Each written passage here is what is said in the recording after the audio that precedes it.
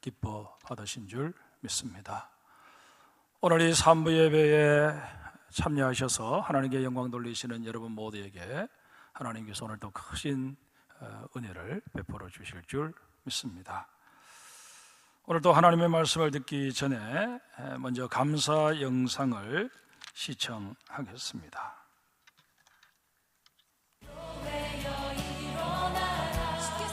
기도의 동력자들과 함께 서로 기도해주고 응원해주며 신앙생활 할 수 있음에 감사합니다. 멋진 동료들을 주셔서 즐겁게 직장생활 할 수 있음에 감사합니다. 4인 가족인 저희 가정은 각자의 일터에서 생활하고 있습니다. 남편은 경산에서, 아들은 백령도, 딸은 연평도에서 군생활을 합니다. 몸은 비록 떨어져 살아가고 있지만 마음은 늘 함께하고 있음에 감사합니다.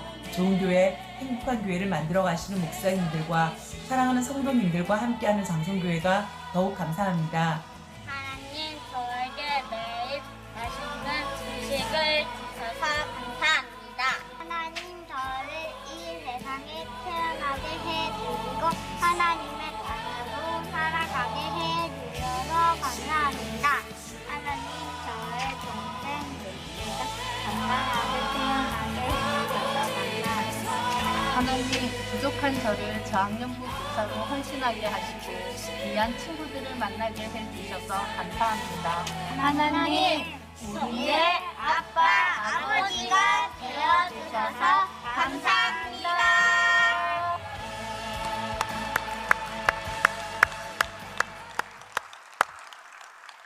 할렐루야. 오늘도 귀한 감사 영상에 참여해 주신 우리 이승미 집사님, 그리고 저학년부 우리 귀한 믿음의 아들, 딸들 감사합니다.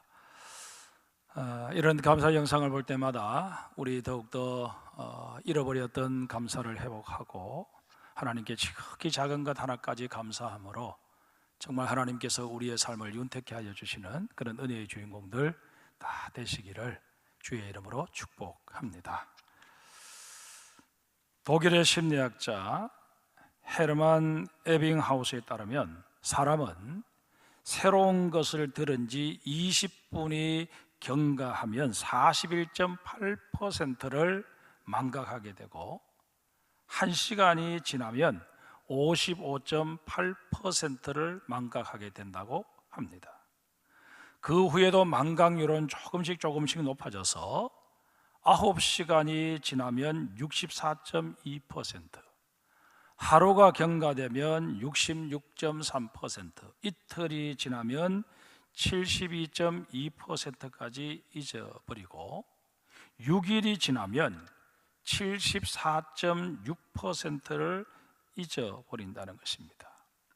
이 얘기는 여러분들이 지금 저의 설교를 귀담아 들으셔도 다음 주일 이 예배에 올 때는 지난 주일 들으셨던 설교의 내용은 적어도 75%는 다 잊어버리신다는 것입니다. 그런데 이런 망각률을 낮출 수 있는 비결이 있습니다. 뭘까요? 반복해서 듣는 것입니다. 만약 여러분들이 주중에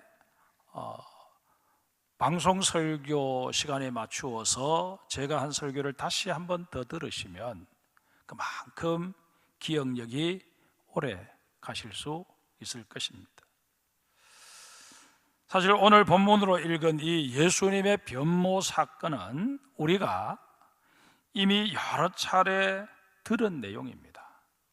저도 오늘처럼 주님의 산상 변모를 기념하는 주일에는 이 본문을 가지고 여러 차례 설교를 했던 그런 기억이 납니다.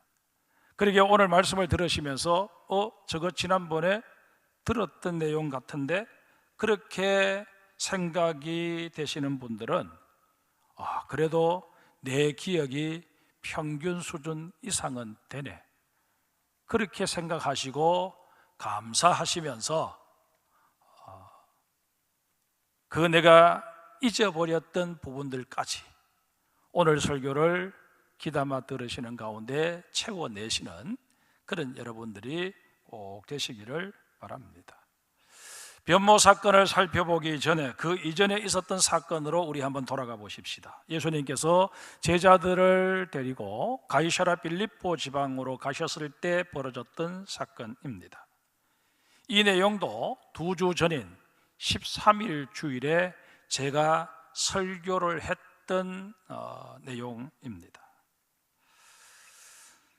에빙하우스의 이론대로라면 13일이면 벌써 2주가 지났으니까 여러분들 제가 설교했던 내용들 가운데 거의 다 잊어버리고 조금 기억하고 계시지 않을까 그렇게 여겨집니다. 그게 정상입니다.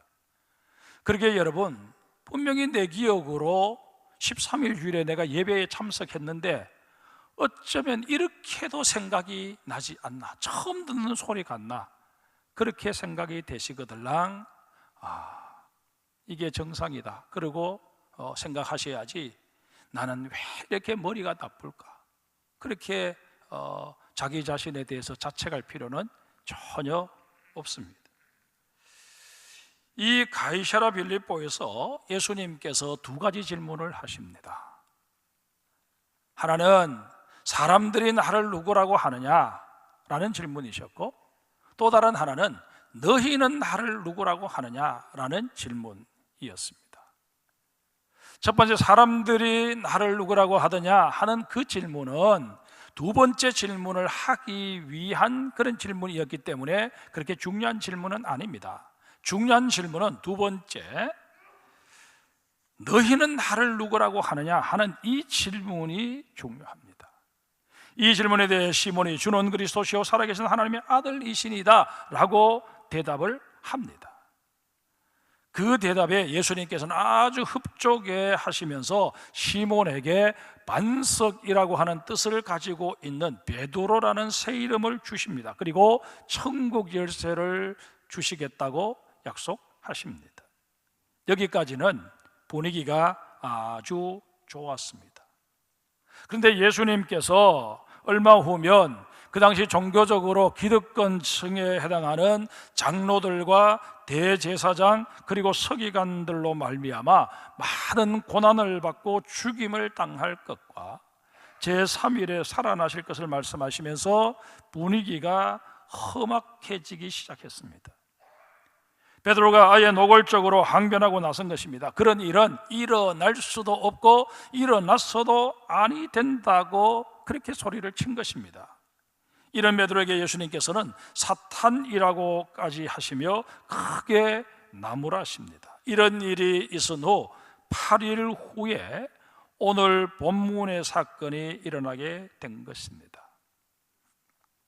근데 성경을 정독하시는 분들이 혹 이 사소한 문제로 인해서 마음에 시험이 들까봐 제가 사족 같은 설명을 좀 하겠습니다.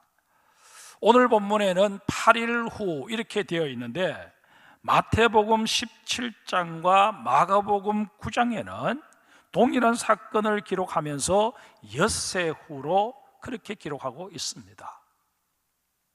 같은 복음서인데 같은 예수님의 제자들이 기록한 것으로 알고 있는데 왜 이럴까? 그렇게 여러분들이 여기에 지실 수 있지 않겠습니까? 건성으로 읽으면 이런 거 발견할 리도 없는데 괜히 제가 긁어 부스를 만드는 것 같습니다만은 어쨌든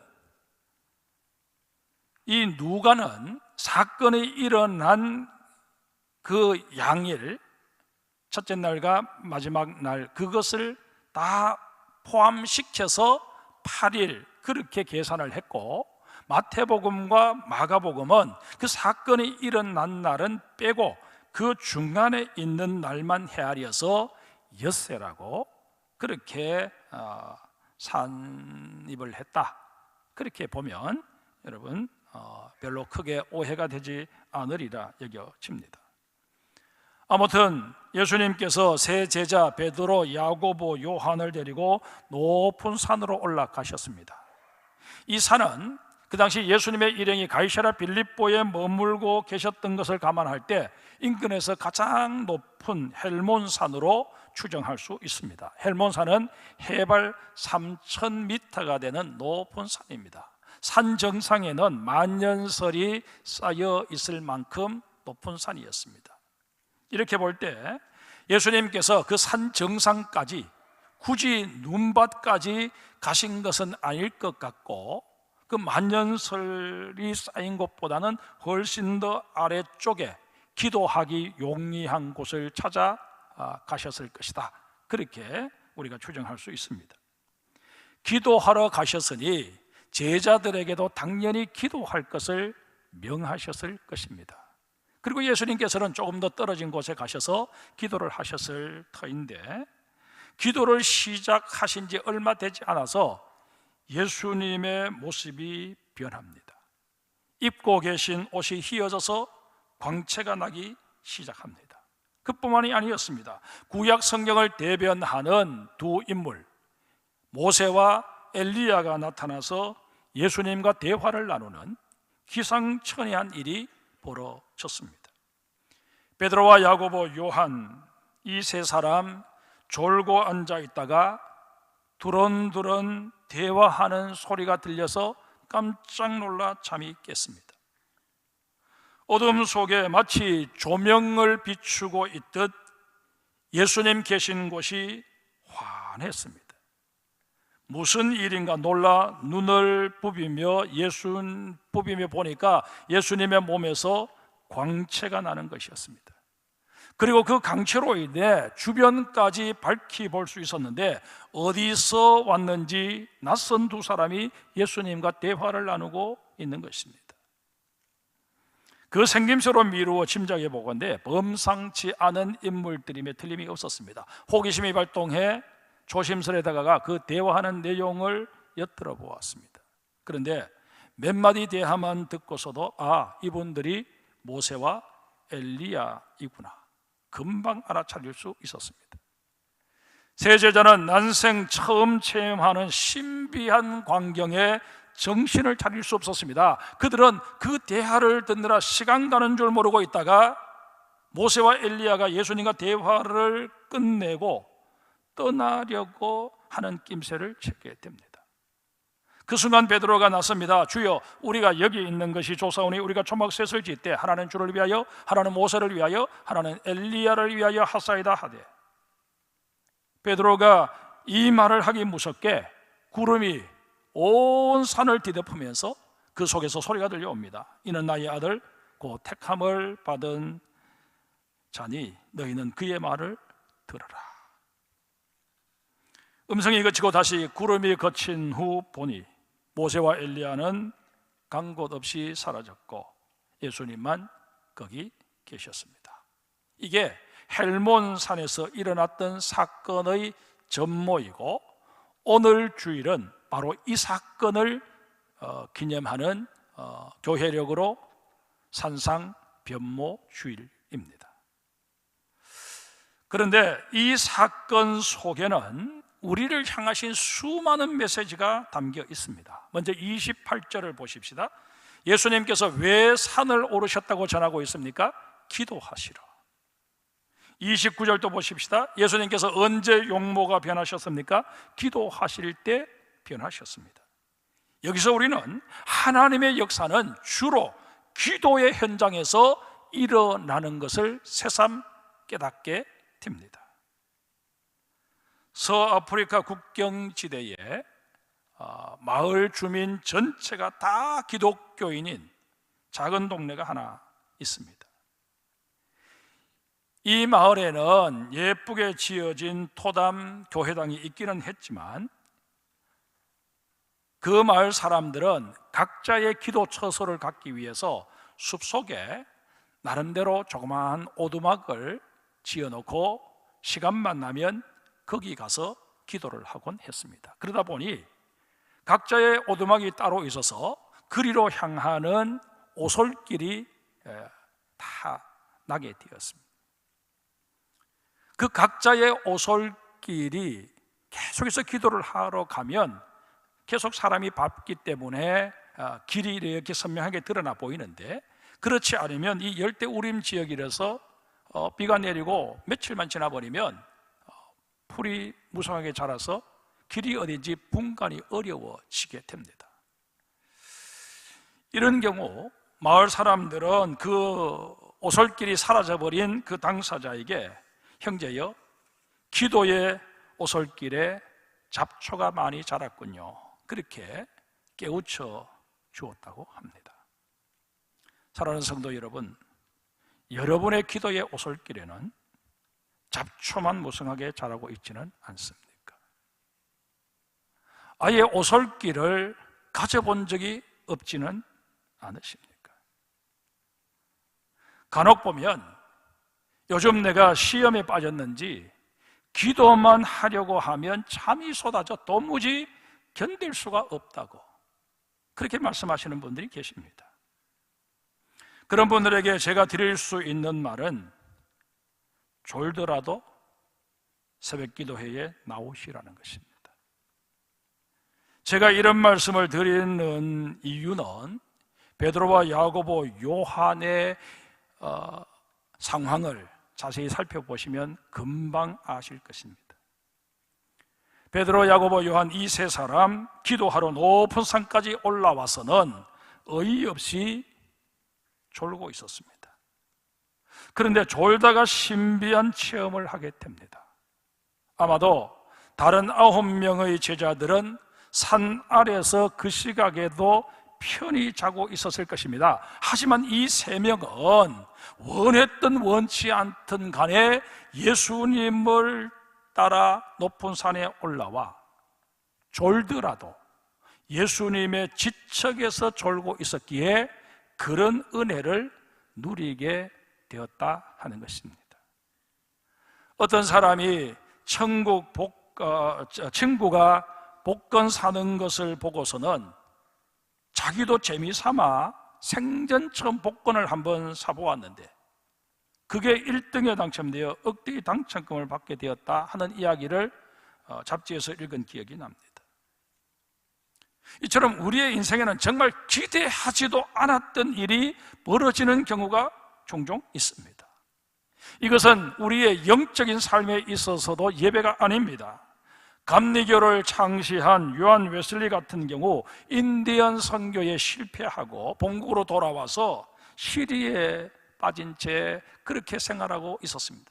그런데 하루는 거리를 헤매고 있는데 마침 올드 스케이트 스트리트에서 노방 전도를 마치고 기도회를 하고 있던 모라비안 형제단의 모임에 우연히 참석하게 되었습니다.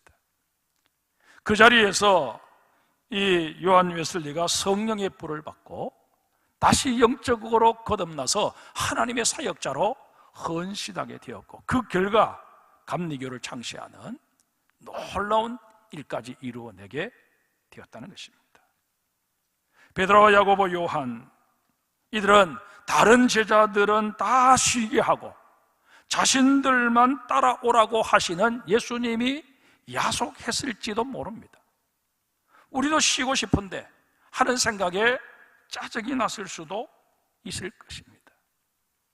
그런데 그렇게 투덜대며 산을 올라 이내 그들은 졸아버리고 말았습니다. 하지만 하나님께서는 그들에게 놀라운 은혜를 베풀어 주십니다. 그도 부탁을 드립니다. 조시더라도 새벽 기도에 나와서 조시기를 바랍니다. 설교 듣는 시간에 설교만 시작되면 잠이 오는 은사를 받으신 분들이 계실 것입니다. 조시더라도 현장 예배에 오셔서 조시기를 바랍니다. 우리 좌우에 계신 분들과 우리 인사 한번 하겠습니다. 조라도 주시는 은혜가 있습니다.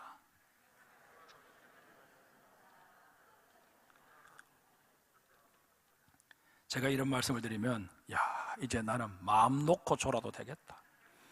그리고 아예 설교만 시작하면 눈 딱 감고 팔짱 끼시는 분이 혹 계실지 모르겠는데 제가 이런 말씀 드리는 것은 마음 놓고 조시라고 이렇게 드리는 말씀이 아니고 현장 예배 참여해봐야 졸음밖에 오는 게 없는데 나는 차라리 영상 예배 드리란다 그렇게 생각하고 계신 분들에게 조셔도 좋으니까 현장 예배 나오시라고 제가 드리는 말씀이니까 오해 없으시기를 바랍니다.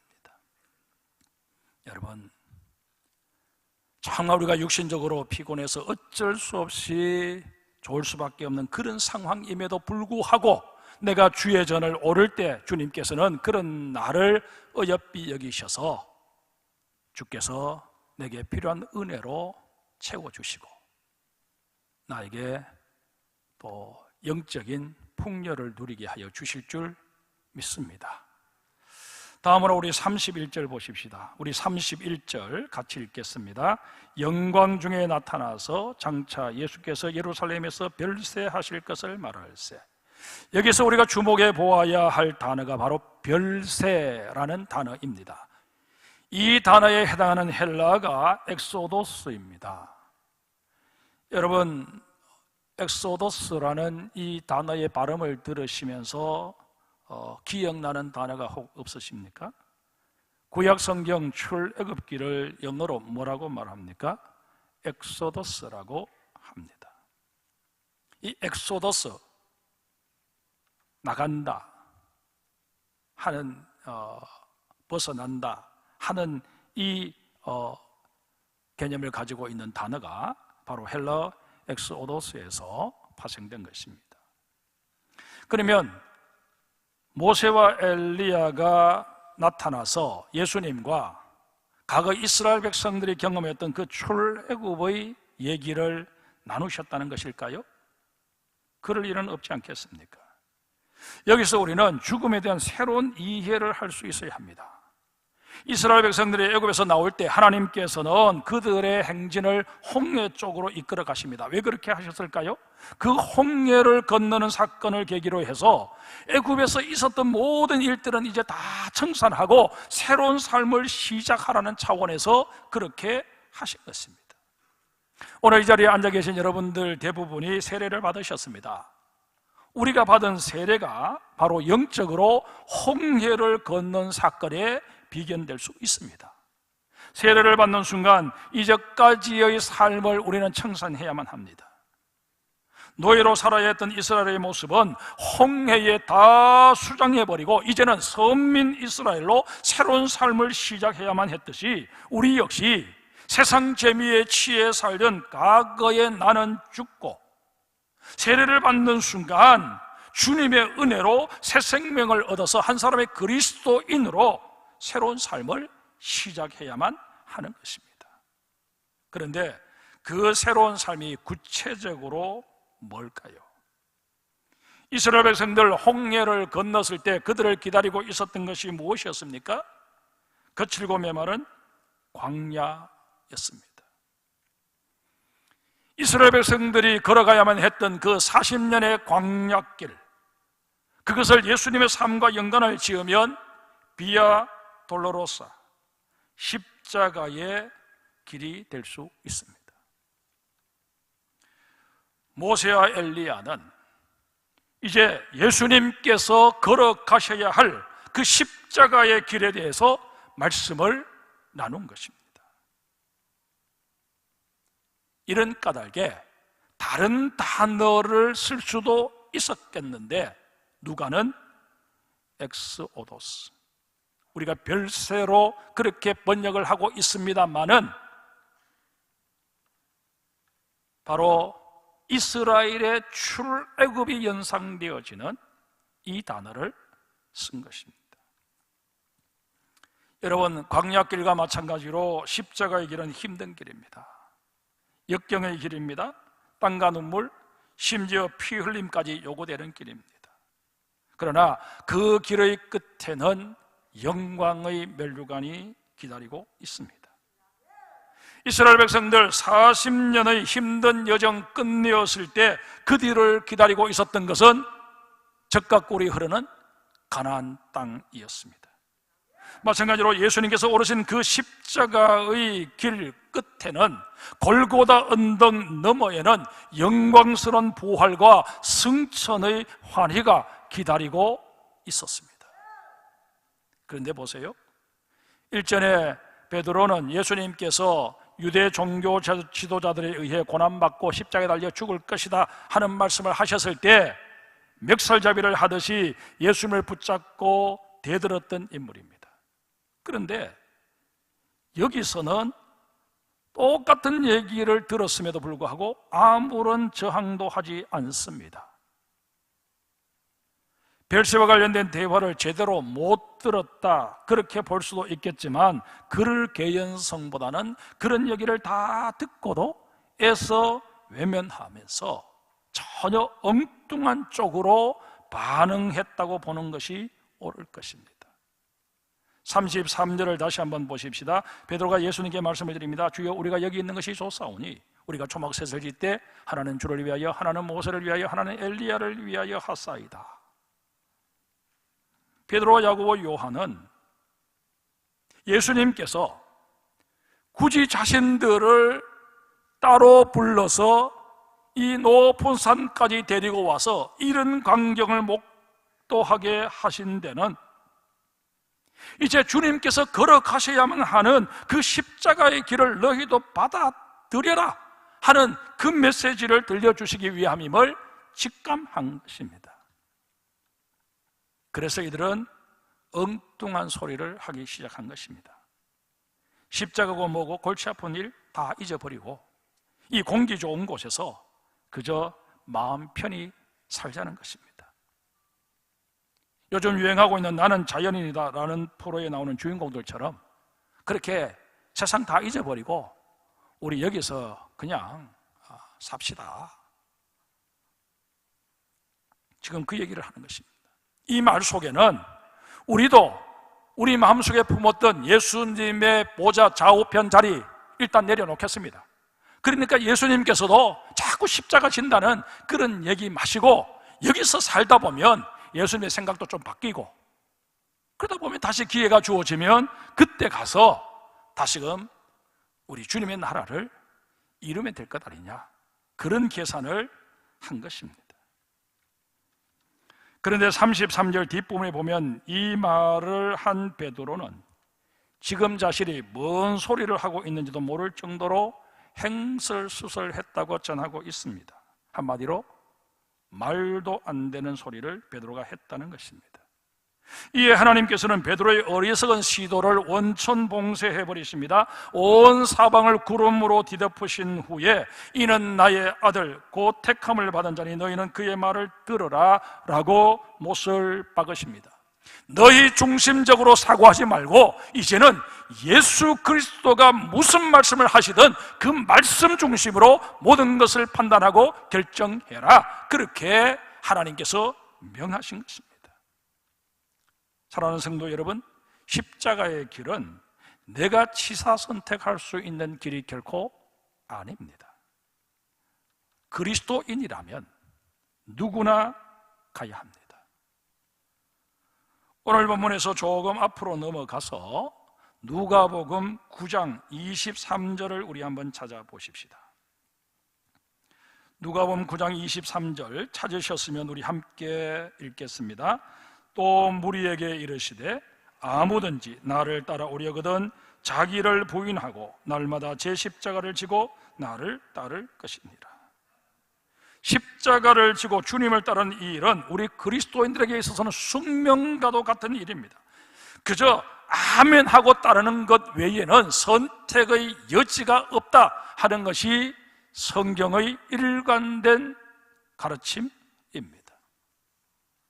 그런가 하면 변화산에서 주시는 또 하나의 메시지는 오직 예수의 신앙을 가지라는 것입니다. 36절 보십시다. 소리가 그침에 오직 예수만 보이더라. 제자들이 잠잠하여 그 본 것을 무엇이든지 그때는 아무에게도 이르지 아니하니라. 오직 예수의 신앙이 여러분 언제 흔들리게 될까요? 적지 않은 사람들이 열심히 기도했는데 응답되지 않고, 교회 일 나름대로는 열심히 참여해서 헌신했는데 삶의 어려움이 끊이지 않을 때 내 마음속에 과연 하나님이 계시는가? 성경에 기록되어 있는 예수님의 말씀들이 사실일까? 의구심이 머리를 쳐들게 된다고 말씀들을 하십니다. 지난 2월 9일자 국민일보에 설문조사 통계가 하나 실렸습니다. 최근 5년 사이에 사주나 타로, 관상이나 신점 등을 본 적이 있다라고 응답한 기독교인이 23%나 된다는 것입니다. 어림잡아 기독교인 4명이 모여 있으면 그 중에 한 사람은 점을 보러 간 경험이 있다는 계산입니다. 심지어 그 점치는 사람들의 증언에 의하면 점괘가 잘 나오면 거기서 그래도 자신이 예수 믿는 티를 내야 된다고 생각하는지 몰라도 거기서 아멘을 하고 거기서 할렐루야를 한다는 것입니다. 성경 말씀 들으면서 설교 들으면서는 죽으라고 아멘 안 하면서 점괘가 잘 나오니까 거기서 아멘을 했다는 거예요. 그러니까 그 점치는 사람들이 뭐라고 그러냐 하면 당신의 목사들하고 우리하고는 같은 업종에 종사하는 사람이다. 우리는 동력자다. 그렇게 말하는 것입니다. 저는 그 사람들과 동력자라고 한 번도 생각해 본 적이 없는데 그 사람들이 우리 보고 같은 업종에 종사하는 사람이라고 그렇게 얘기한다는 거예요. 구약 성경에서 제일 중요한 구절을 하나 꼽으라고 한다면 신명기 6장 5절을 꼽을 수 있을 것입니다. 너는 마음을 다하고 뜻을 다하고 힘을 다하여 내 하나님 여호와를 사랑하라 하는 말씀입니다. 하나님께서는 이 말씀이 너무 중요하기 때문에 이스라엘 백성들에게 마음판에 새기고 자녀들에게 부지런히 가르치고 너희의 손목에 메고 미간에 붙이고 집 문설주와 바깥문에도 기록하라고. 그래서 언제든 그 성구를 볼 수 있도록 하라고 그렇게 명령하십니다. 제가 서울 신일고등학교에서 학원 선교를 하던 시절에 있었던 일입니다. 학생 하나가 하나님을 제일로 사랑하고 하나님만 사랑하라는 것은 하나님이 독선적이고 이기적인 분이라는 것을 반증하는 것이 아니냐, 그렇게 질문을 해왔습니다. 그래서 제가 그 학생에게 나중에 너 사랑하는 여자가 생겼는데 너가 그 여자에게 나만 사랑해라 그렇게 요구를 했는데 그 여자가 싫어, 나는 A라는 남자도 좋아하고 B라는 남자도 좋아하고 그리고 그 중에 너도 한 사람으로 좋아할 거야, 그렇게 말하면 너 기분이 어떻겠니? 그렇게 물었더니 그 학생이 듣고 보니 전도사님 말씀이 맞는 것 같네요 하고는 돌아갔습니다. 여러분, 프랑스 국왕 루이 9세가 마가렛 공주와 결혼을 하면서 결혼 반지에 첫째 하나님, 둘째 프랑스, 셋째 마가렛이라고 새겼다는 일화는 유명합니다. 그는 그 무엇보다도 하나님을 사랑하고 조국을 사랑하는 마음으로 나라를 다스린 결과 성 루이스라고 하는 성자 칭호까지 얻을 수 있었습니다. 이 코로나 시기에 이런저런 일들로 우리의 마음이 많이 혼란하고 정말 하나님을 예배하는 일보다 내 건강 돌보는 일이 더 요긴하게 여겨지는 이런 상황 속에서 하나님은 오늘도 우리에게 하나님 제일주의자가 되어라, 오직 예수의 신앙을 가져라, 우리에게 요청하고 계십니다. 이 주님의 요청으로 우리의 마음이 다시금 도전받고 뜨거워지는 그런 오늘 이 귀한 예배가 되어야 할 것입니다. 말씀을 맺습니다. 예수님께서는 변화 사건을 통해서 3가지 소중한 메시지를 우리에게 주십니다. 먼저 하나님의 역사는 기도할 때 일어난다 하는 사실을 기억하라는 것입니다. 두 번째는 우리에게 명령되어진 그 십자가의 길, 힘들고 고달프지만 반드시 해피엔딩으로 끝나니까 그 길 주저하지 말고 걸어라 말씀하십니다. 세 번째, 오직 예수의 신앙으로 주님 말씀 청종하며 걸어가면 내 인생 형통케 하실 것이고 주의 은혜와 복으로 충만히 채워주시겠다 약속하십니다. 오늘 또 이 귀한 메시지를 우리에게 들려주신 우리 주님을 찬송하는 시간 되기를 원합니다. 우리 찬송가